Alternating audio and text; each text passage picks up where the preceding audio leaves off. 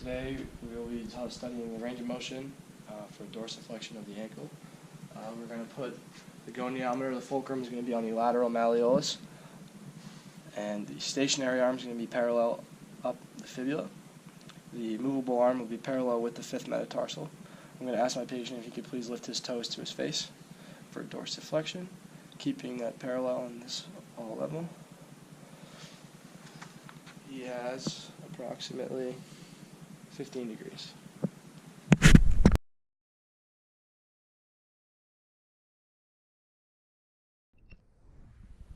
Next, we're going to be doing plantar flexion. Same side.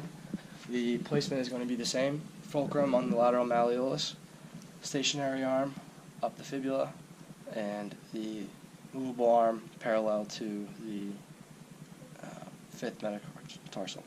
I'm going to ask my patient if he could point his toes to the ground, go into plantar flexion.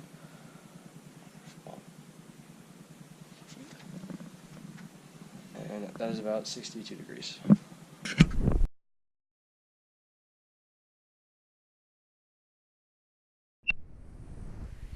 So today we're going to be testing range of motion for inversion of the ankle.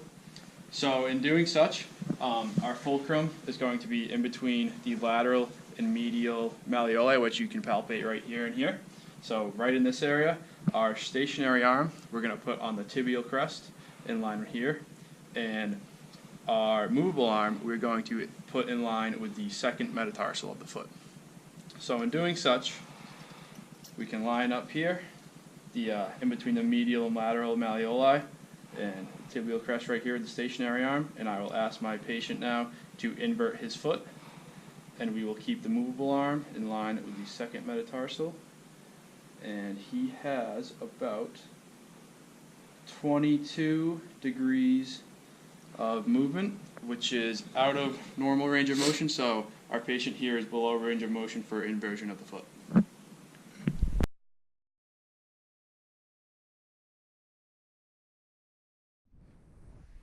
So now we will be testing range of motion for eversion of the foot. The process is going to be the same as inversion. We're going to put our fulcrum in between the medial and lateral malleolus.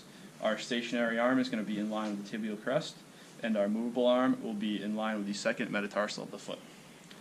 So we will now place our fulcrum in between the medial and lateral malleolus, our stationary arm in line with the tibial crest, and the second metatarsal for the movable arm, and I will now ask the patient to evert his foot to the side like this, which is perfect. And in line with the second metatarsal, our patient has a range of motion of about 20 degrees.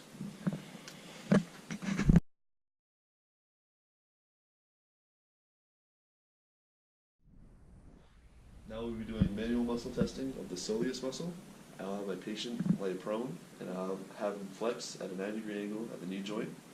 I will now stabilize his lower leg while grabbing the calcaneus bone.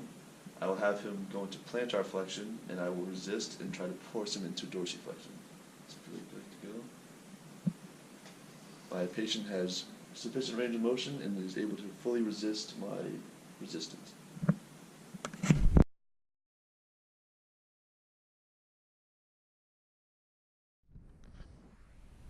Now we're going to be testing the tibialis posterior. The patient's going to be in supine position. I'm going to stabilize at the ankle joint and grab his lateral aspect of his foot. And while he dorsiflexes and everts, I'm going to apply force, plantar flexion and invert. So stay stationary and go ahead. So he has full range of motion and normal strength against resistance of the tibialis posterior.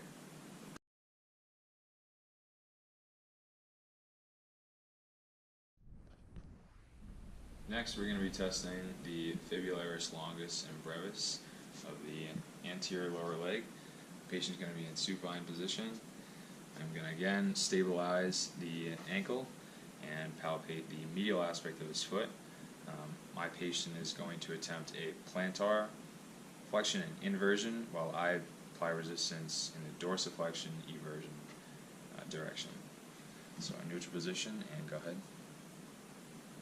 Alright, and he is normal range of motion and normal strength against resistance for the fibularis longus and brevis.